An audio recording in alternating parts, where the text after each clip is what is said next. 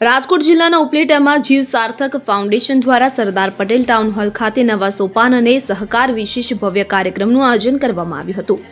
ઉપલેટામાં અબોલ જીવ એટલે કે પશુ પક્ષીઓ, પ્રાણીઓ, બીમાર પશુઓ તેમજ ઘાયલ પક્ષીઓ માટે વર્ષોથી સેવાકીય પ્રવૃત્તિઓ કરતા જીવ સાર્થક ફાઉન્ડેશન દ્વારા દર વર્ષે અનેક કાર્યક્રમો યોજવામાં આવે છે।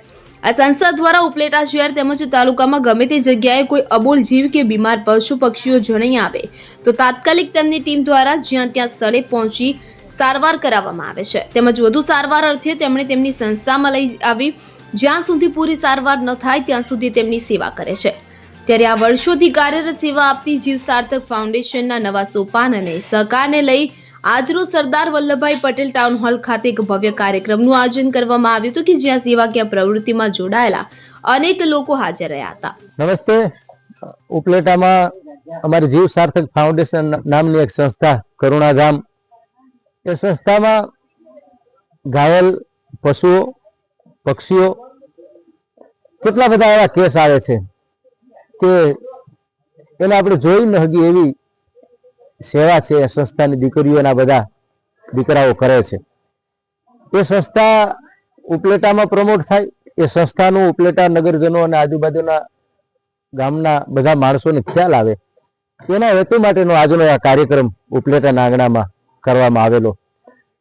ભવિષ્યમાં આ સંસ્થા કઈ રીતે વધુ કાર્યરત થાય, આ સંસ્થાને ઉપલેટાના નગરજનો બીજા માણસો કઈ રીતે વધુ ઉપયોગી બને, એની જાળવણી કઈ રીતે થાય, એની સાર સંભાળ કઈ રીતે થાય, એનું સંકુલ પણ ભવિષ્યમાં ઊભું કરવાનું છે, તેના પ્લોટથી માંડીને બધી વ્યવસ્થા માટેની આ આજની એક ચર્ચા, એનું આ આયોજન, એમાં બહોળા પ્રમાણમાં બધાનો સહકાર મળ્યો।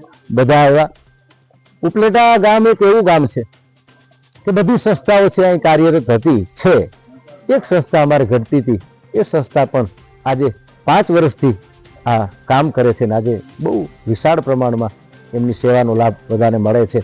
એટલે આ બધા જેને જેને જે કાંઈ આમાં સહકાર આપ્યો, ઉપલેટાના નગરવાસીઓથી લઈ, પ્રેસ મીડિયાના આ બધા લઈ, મારા મિત્ર જગદીશભાઈ રાઠોડથી લઈ અને જેટલા જે કોઈ પધાર્યા છે એ બધાનો સંસ્થા વતી હું આભાર માનું છું। અને ભવિષ્યમાં જ્યારે પણ આ સંસ્થાને તમારી જરૂર પડે ત્યારે તમારા માધ્યમથી અમારી સંસ્થા છે એ ઝળહળે અને સંસ્થાનો એક મેસેજ છે એ સમાજમાં જાય એવી આપ પાસે હું અપેક્ષા રાખું છું। અસ્તુ।